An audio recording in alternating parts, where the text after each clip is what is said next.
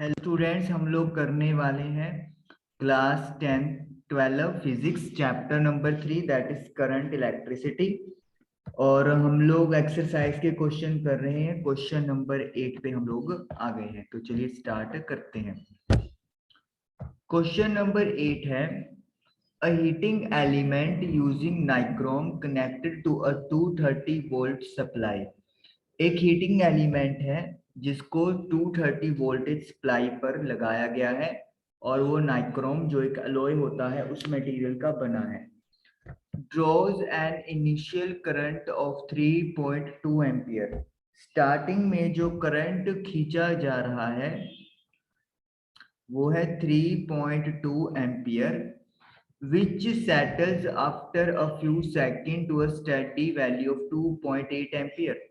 बाद में ये करंट एक वैल्यू पे जाके रुक जाता है। वैल्यू मतलब फिक्स अमाउंट का करंट खींचता है, that is 2.8 ampere. What is the steady temperature of the heating element if room temperature is 27 degree Celsius. यानी कि जो स्टार्टिंग का टेम्परेचर है वो हमें 27 डिग्री दिया हुआ है और हमें स्टेडी टेम्परेचर यानी कि जो फाइनल टेम्परेचर है वो हमसे पूछा गया है। We can say like that also.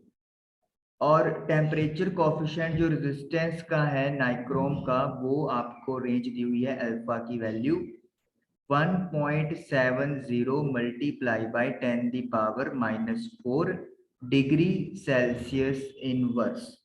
ये हमें वैल्यू जो है वो गिवन की गई है। ओके, तो अब यहाँ पे हमारे पास क्या चीज है, अब हम लोग यहाँ पर फॉर्मूला यूज करने वाले हैं टेम्परेचर कोफिशिएंट ऑफ रेजिस्टेंस का। और फॉर्मूला आपको पता है अल्फा इज इक्वल टू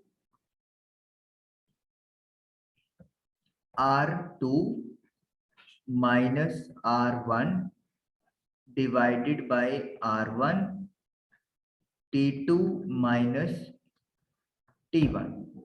तो इसका मतलब क्या हो गया है कि हम लोगों को पहले R1 और R2 कैलकुलेट यहाँ पर करना पड़ेगा। वोल्टेज जो दी हुई है वो 230 वोल्ट दिया हुआ है, तो इसके आप लोग ओम्स लॉ लगा के रेजिस्टेंस कैलकुलेट कर सकते हैं। तो बाय ओहम्स लॉ जो रेजिस्टेंस होता है वो होता है V अपॉन I। तो पहले अपन R1 कैलकुलेट कर लेंगे, V अपॉन I1। तो वोल्टेज 230 वोल्ट है and current I1 is 3.2 ampere. तो 230 को 3.2 से डिवाइड करेंगे, 230 डिवाइड बाय 3.2, तो I am getting R1 as 71.875 ohm. जब R2 की बात करेंगे तो V अपॉन I2 होगा। वोल्टेज है 230 और करंट इज 2.8 एम्पियर। तो डिवाइड करेंगे 230 को 2.8 एम्पियर से, तो 82.143 ओम ये रेजिस्टेंस आ गया जब करंट स्टेडी हो जाएगा 2.8 एम्पियर पे। तो अब R1 R2 हमें पता लग गया है, T1 हमें गिवन है, तो हम लोग सिंपली सारी वैल्यूज यहाँ पर पुट कर देते हैं। तो अल्फा की वैल्यू है 1.70 multiply by 10 the power -4। R2 आपको दिया हुआ है 82.143 ओहम। R1 दिया हुआ है 71.875 ओहम। R1 की वैल्यू है 71.875। T2 माइनस T1, सो T2 तो हमें नहीं पता। T1 की वैल्यू 27 डिग्री है, तो 27 हम लोग यहाँ पर यूज करेंगे। ओके, अब हमें करना क्या है, अब हम लोग इस वाली क्वांटिटी को क्रॉस मल्टीप्लाई करेंगे विद 71.875 और मल्टीप्लाई T2 माइनस 27 भी होगी। अब हम लोग इन टेम्परेचर्स को माइनस कर देंगे। 82.143 माइनस 71.875, 10.268। अब इनका मल्टीप्लाई करेंगे हम लोग 1.70 को 71.875 से,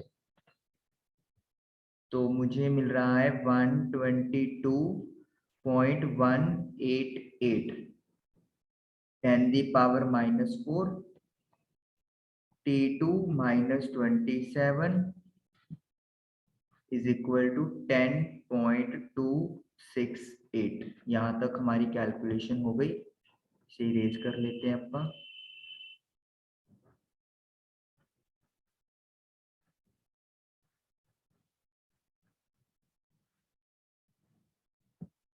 ओके, अब हम लोग T2 माइनस 27 को तो इधर ही रख लेंगे। 122.188 डिवाइड में चला गया और 10⁻⁻⁴ भी डिवाइड में चला जाएगा, तो 10.268 10⁻⁻⁴ ऊपर जाके प्लस का 4 हो जाएगा। डिवाइड करेंगे 122.188 से T2 माइनस 27। अब इसे आपका मल्टीप्लाई करेंगे 10.268 10⁻⁴ and divide by 122.188. So I am getting 840.344. अब T2 निकालना है तो 27 अपा इसको शिफ्ट कर देंगे राइट साइड, ये बन गया 867.344 डिग्री सेल्सियस। तो ये हमारे पास जो है वो आंसर आ गया जो हमें कैलकुलेट करना था। तो आप देख सकते हो जब स्टार्टिंग में अपन ने हीटिंग एलिमेंट ऑन किया तब टेम्परेचर 27 डिग्री था, लेकिन जैसे ही आप उसको मतलब थोड़ी देर के बाद करंट 2.8 एम्पियर पहुंचेगा, जो टेम्परेचर है वो 867.3 डिग्री सेल्सियस हो जाएगा। यू कैन सी कि कितना ज्यादा टेम्परेचर जो है वो इंक्रीज हो गया। Okay, let us do question number 9। Question number 9 में हमें एक सर्किट दिया हुआ है और हमें हर ब्रांच में करंट पता करना है, मतलब I1, I2, I3, I1 minus I3, ये सारी वैल्यूज हम लोगों को फाइंड आउट करनी है। एंड I1 प्लस I2 भी पता करेंगे और I2 प्लस I3 भी। ओके, तो हमें करंट पता करने से पहले एक रूल पता होना चाहिए जो से मैं यहाँ पर लिखता हूँ। उस रूल को बोलते हैं किरचॉफ्स सेकंड लॉ। इस लॉ का दूसरा नाम voltage law, Kirchhoff's voltage law या फिर लूप लॉ भी बोलते हैं। अब इस लॉ के अकॉर्डिंगली क्या होता है कि आप सर्किट में से कोई एक क्लोज पार्ट चूज कर लो, जैसे A B D, B D C, A B C E F A, मतलब आपने एक क्लोज बाउंड्री चूज करनी है जो सी भी बाउंड्री आपको वहां पर दिखाई दे रही है। उस बाउंड्री के अंदर जितना भी पोटेंशियल ड्रॉप होगा उसके अंदर जो चेंज है यानी जो टोटल समेशन है वो आप लोगों को 0 मिलेगा। अब आप सोचोगे कि वोल्टेज तो मतलब पॉजिटिव होगी, ऐड होके तो कैसे 0 देगा। साइन कन्वेंशन के अकॉर्डिंगली कुछ वोल्टेजेस को यहाँ पे हम लोग नेगेटिव भी ट्रीट करेंगे, तो इस वजह से वो टोटल प्लस माइनस होके 0 बन जाता है। अभी मैं आपको बताता हूँ, सॉल्व करेंगे अपन तो आपको ज्यादा बेटर समझ में आएगा। सपोज कर लो फर्स्ट मैंने जो यहाँ पर ब्रांच उठाई वो मैंने ब्रांच या लूप उठाई है in loop E F A B C E। देखिए कहाँ से शुरू हुई, यहाँ से मैंने शुरू की E, फिर F, फिर A, फिर B, फिर C और दोबारा से E पे। हो गया ना क्लोज। यहाँ से चले यहाँ पे ऐसे ऐसे होते, मतलब AD BD और CD इसका पार्ट नहीं है, इसका पार्ट है EF AB BC और फिर C से E पॉइंट, ये वाली है जो इस लूप का पार्ट होंगी। अब देखिए अपा ने रूल कैसे अप्लाई करना है। मैं यहाँ से अपनी लूप स्टार्ट कर रहा हूँ, इसे यहाँ पे मुझे पहले एक सेल मिल रहा है और सेल का मुझे मिला है नेगेटिव टर्मिनल। देखिए आप यहाँ से आ रहे हैं और आपके सामने सेल है और सेल का नेगेटिव टर्मिनल है। अगर सेल या बैटरी का नेगेटिव टर्मिनल पहले आ रहा है लूप ट्रेस करते हुए, तो वोल्टेज को लिखेंगे माइनस। तो दिस इज माइनस का 10 वोल्ट। ये कन्वेंशन है, मतलब ये रूल बनाया हुआ है। और ये नहीं है कि भी वोल्टेज तो नेगेटिव कैसे होगा, ये लाइक दैट, ऐसा कुछ नहीं है। हमें रूल के हिसाब से चलना है। अगर सपोज करो मैं एफ से स्टार्ट करता जर्नी लाइक दैट, तो एफ से शुरू करते हुए मेरे पास पहले आता पॉजिटिव टर्मिनल, तो मैं 10 को प्लस लिखता। लेकिन अभी मैं ई से अपनी कहानी शुरू कर रहा हूँ और मुझे सेल का नेगेटिव टर्मिनल मिला है, तो इसलिए मैं माइनस का 10 लिखूंगा। ओके, आगे प्लस का साइन डालेंगे हम लोग जिस डायरेक्शन में चल रहे हैं एरो भी उसी डायरेक्शन की तरफ इशारा कर रहा है, तो हम लोग यहाँ पे लिखते हैं प्लस। अब आगे वोल्टेज निकालनी है। वोल्टेज का formula you know, I into R होता है करंट इंटू रेजिस्टेंस। यहाँ पे जो अपना लगा हुआ है कंपोनेंट रेजिस्टर, उसमें करंट कितना फ्लो कर रहा है, I1 प्लस I2, ये हमें प्री गिवन है। और रेजिस्टेंस कितना है, 10 है। तो हो गया ना current into resistance voltage. Okay, तो यहाँ से अपना काम खत्म हो गया, यहाँ पे कुछ भी नहीं है।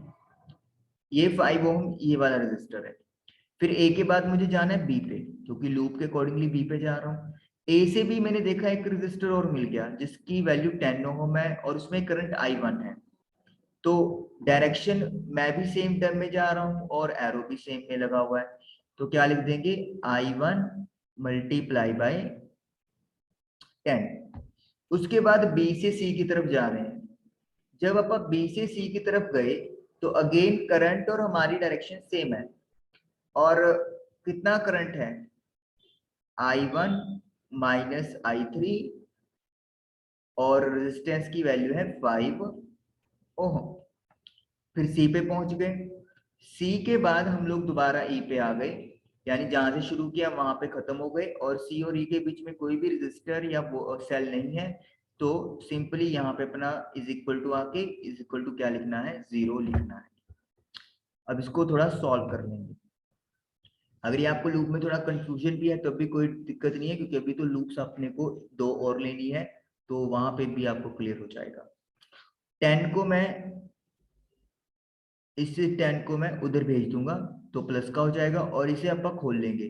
10 into I1 10I1, 10 into I2 10I2, 10 into I1 10I1, 5 into I1 5I1, 5 into I3 5I3। तो जैसे मैंने बताया इस 10 को उधर भेज दो तो ये प्लस का हो गया। अब देखो I1 वाले ऐड कर लो, 10 10 5, तो ये बन गया 25 I1। फिर आ गया I2 वाला 10 I2, I3 वाला एक ही है माइनस का 5 I3 इज इक्वल टू 10। 5 जो है वो दोनों साइड से डिवाइड हो सकता है, तो अपन 5 कॉमन लेके कट कर देंगे तो 5 के साथ या डिवाइड कर देंगे इक्वेशन। तो 5 के साथ मैंने डिवाइड किया तो ये मेरे पास फर्स्ट इक्वेशन बन गई। तो ये मैंने पहली इक्वेशन बना ली loop E F A B C E लेकर। अब चलते हैं अगली लूप की तरफ। नेक्स्ट लूप आप क्या ले सकते हो, देखिए नेक्स्ट लूप हमारे पास है ए बी डी ए, हो गई क्लोज लूप। ये नहीं होता कि सेल या बैटरी आनी जरूरी है या इतने रजिस्टर आने जरूरी है, नो। जो भी एक क्लोज बाउंड्री बना रहा है सर्किट का पार्ट, उसे हम लोग as a loop take over कर लेंगे।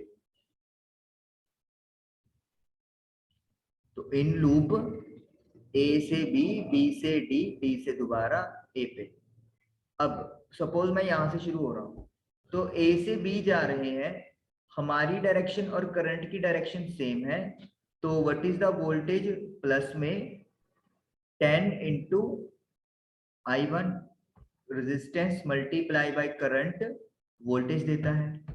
आगे आप अगर डी से डी, अब बी से डी जा रहे हैं तो अगेन एरो भी सेम डायरेक्शन में है और हम लोग भी नीचे की तरफ ही आ रहे थे, तो रेजिस्टेंस मल्टीप्लाई बाय करंट।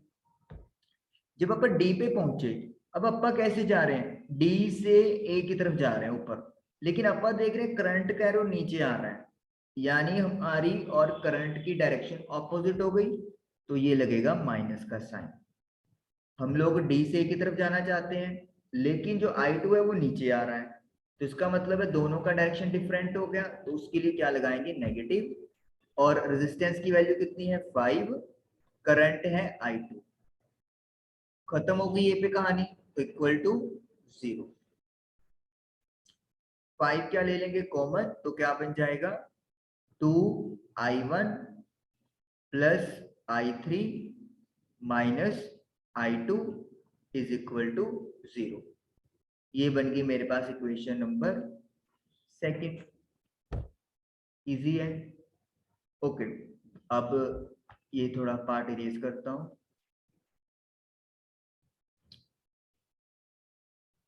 क्योंकि मेरे पास यहाँ पे 3 वैल्यूज हैं, I1 I2 एंड I3, तो इसका मतलब है मुझे 3 इक्वेशन बनानी पड़ेगी, तभी मैं सॉल्व कर पाऊंगा, अदरवाइज सॉल्व नहीं हो पाएगी।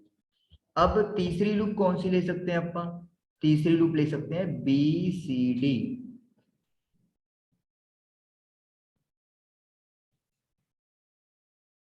और दोबारा B पे एंड हो गया। तो B से C जा रहे हैं, अपनी डायरेक्शन और करंट का एरो सेम डायरेक्शन में है, तो 5 multiply by I1 minus I3। उसके बाद C से अपन D की तरफ जा रहे हैं, लेकिन जो एरो है वो D से C की तरफ है, ऑपोजिट, तो माइनस लग गया। 10 की मल्टीप्लाई I2 प्लस I3 के साथ। अब अपन जाएंगे D से B, दोबारा फिर देखो करंट नीचे आ रहा है, आपको ऊपर जा रहे हैं, तो डायरेक्शन पलट गया, माइनस का 5I3 इक्वल टू 0। तो मतलब सेम डायरेक्शन है तो प्लस लगा दो, ऑपोजिट है तो माइनस लगा दो। 5I1 5I3 10I2 10I3 5I3 is equal to 0। I1 वाले ऐड कर लो, I1 वाला एक ही है तो 5I1 आ गया। I2 वाले ये भी एक ही है, माइनस का 10I2। 3 वाले 5I 5 10, तीनों नेगेटिव है तो ऐड हो जाएंगे 20I3 इज इक्वल टू 0। अब यहाँ पे भी 5 जो है वो सब में कॉमन आ सकता है,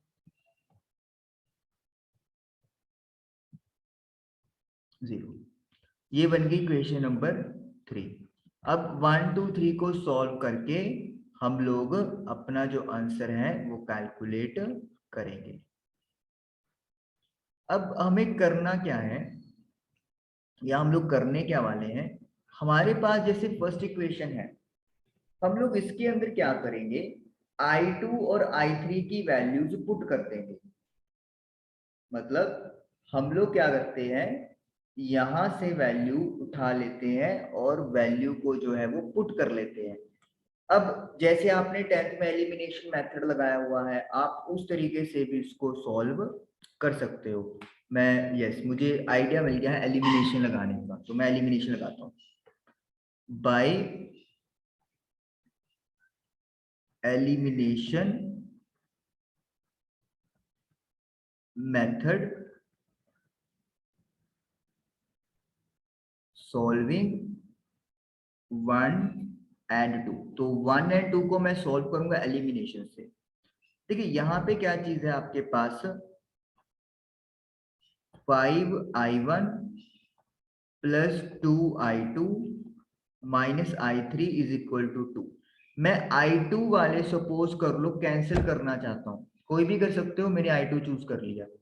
तो यहाँ पे i2 और यहाँ पे भी i2 है, लेकिन मुझे सेकंड का मल्टीप्लाई किससे करना पड़ेगा, 2 से करना पड़ेगा, ताकि i2 के कोफिशिएंट सेम हो जाए। तो क्या लिखेंगे अपा, 4i1, पूरी इक्वेशन को अपन मल्टीप्लाई कर रहे हैं 2 से। तो 2 इंटू आई टू, पहले i2 वाला लिख लो,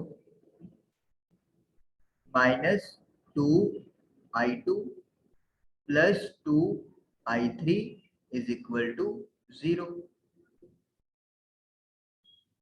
देखो 2i2 और 2i2 अब कैंसिल हो जाएंगे, प्लस और माइनस है, 5 और 4 ऐड हो जाएंगे, 9i1, और 2i3 में से 1i3 माइनस करेंगे, प्लस का i3 इज इक्वल टू 2। तो ये इक्वेशन लेट मी से बन गई अपनी इक्वेशन नंबर 4।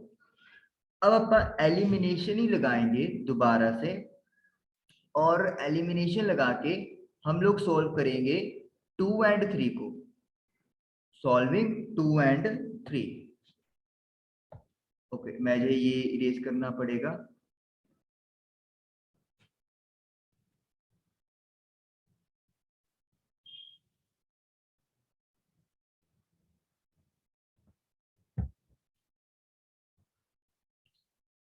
बाय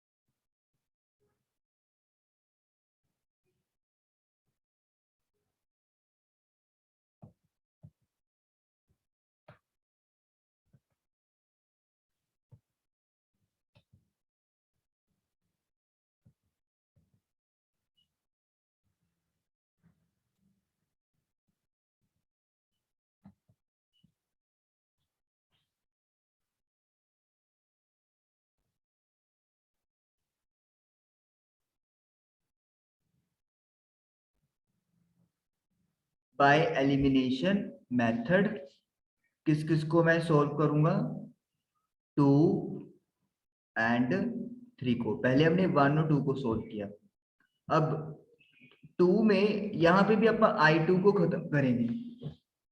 अब यहाँ पे i2 है, यहाँ पर 2i2 है, तो हम लोग इसको अगेन 2 से मल्टीप्लाई कर देंगे, तो ये बन जाएगा 4i1 माइनस 2i2 प्लस 2i3 इक्वल टू 0। और जब 3 को करेंगे अपा, 3 में देखो i2 का कोफिशिएंट ऑलरेडी 2 है, तो हमें कुछ भी चेंज करने की जरूरत नहीं है।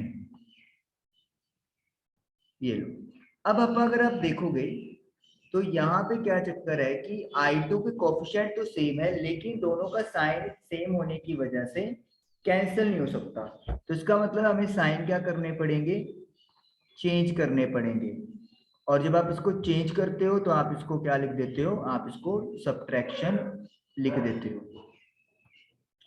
अब 4i1 में से i1 गया, 3i1, i2 कैंसिल हो जाएगा, 4 plus 2 6i3 is equal to 0। ये बन गया इक्वेशन नंबर 5।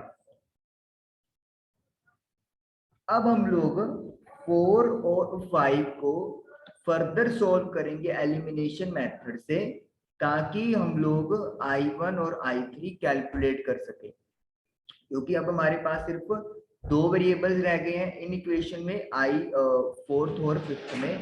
तो तो अपन फोर्थ और फिफ्थ को एलिमिनेशन प्रोसेस दोबारा लगाएंगे, तो मैं इधर लगा रहा हूं।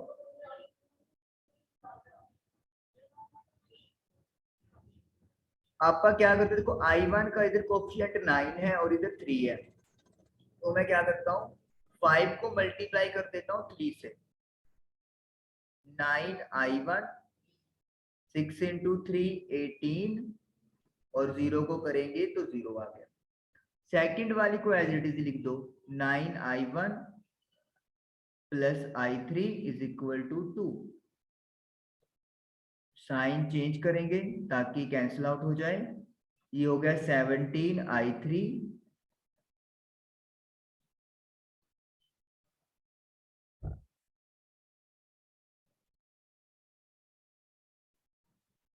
इज इक्वल टू माइनस का 2।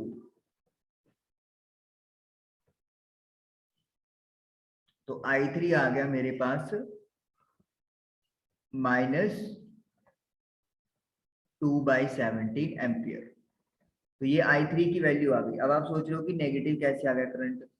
नेगेटिव का मतलब ये है कि ये जो करंट है रियल टाइम में नीचे नहीं जा रहा, करंट ऊपर फ्लो कर रहा है, ठीक है। लेकिन हम लोग प्लस नहीं लिखेंगे, लिखेंगे माइनस ही, क्योंकि इस एरो के अकॉर्डिंगली आंसर इज -2/17 एम्पियर। अब अगर i3 आ गया तो you can easily calculate i1, तो पुट कर देंगे 4 में।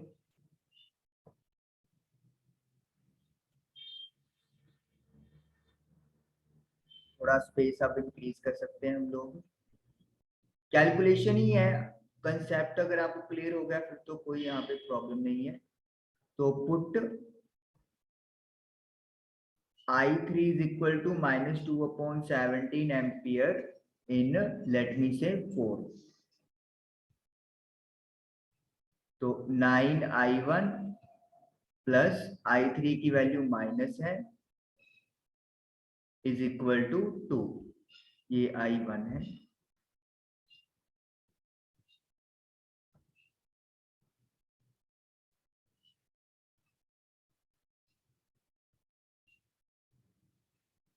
चलिए, प्लस इंटू माइनस माइनस, उधर जाके क्या हो जाएगा, ये प्लस हो जाएगा। 17 एलसीएम ले लेंगे, 34 प्लस 2, तो ये बन जाएगा 36/17। तो i1 की वैल्यू आई 36/17, 9 डिवाइड में, तो ये आया 4/17 एम्पियर। तो i1 जो है वो 4/17 एम्पियर आ गया।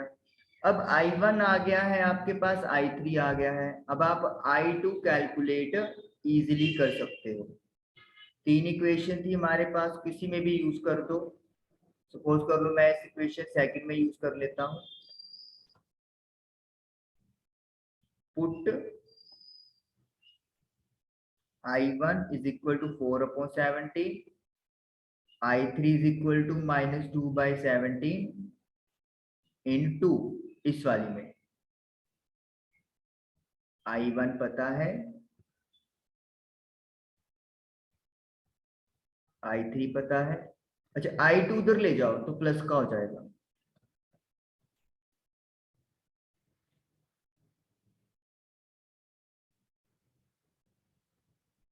लो अपन इसको इरेज कर दिया सारा पार्ट ऑलमोस्ट।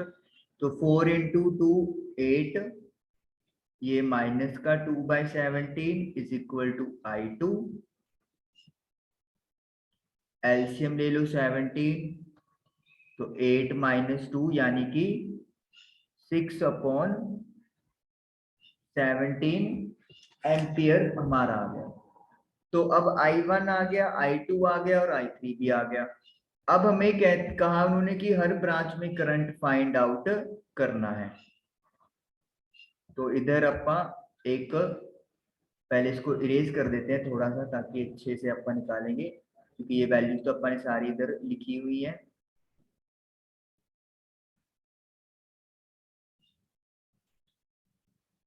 चलिए, यहाँ पे अपा एक बॉक्स बनाते हैं पहले, फिर हर ब्रांच में करंट कैलकुलेट करके दिखाते हैं। तो पहले तो i1 की वैल्यू है जो आई है मेरे पास 4/17 एम्पियर। फिर लिखूंगा मैं i2 जो आया है मेरे पास 6/17 एम्पियर, और फिर लिख दूंगा i3 जो आया है माइनस का 2/17 एम्पियर। तो i1 i2 i3 आ गया। अब I1 प्लस I2, तो 4/17 प्लस 6/17, तो ये आ जाएगा 4 + 6 10/17 एम्पियर। उसके बाद हमें निकालना है I1 माइनस I3, तो I1 की वैल्यू है आपके पास माइनस, I3 भी माइनस में है तो एक माइनस और लग जाएगा, माइनस माइनस प्लस, तो ऐड होके आ जाएगा 6/17 एम्पियर।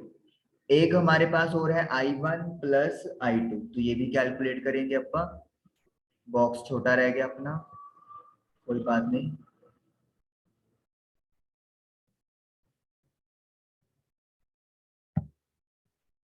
अपन एक बॉक्स और तैयार कर लेते हैं इधर, लाइक दिस, और यहाँ पे निकाल देते हैं अपन I2 plus I3, I2 plus I3 की वैल्यू माइनस है 6/17 माइनस का 2/17, तो आ गया ये 4/17 एम्पियर। तो ये हमारे पास हर ब्रांच का करंट आ गया जो उन्होंने हमसे पूछा हुआ था, और इस तरीके से हमारा क्वेश्चन नंबर 9 डन हुआ। तो आई होप कि आप लोगों को ये दोनों क्वेश्चंस न्यूमेरिकल्स क्लियर हुए होंगे। Thank you for watching the video.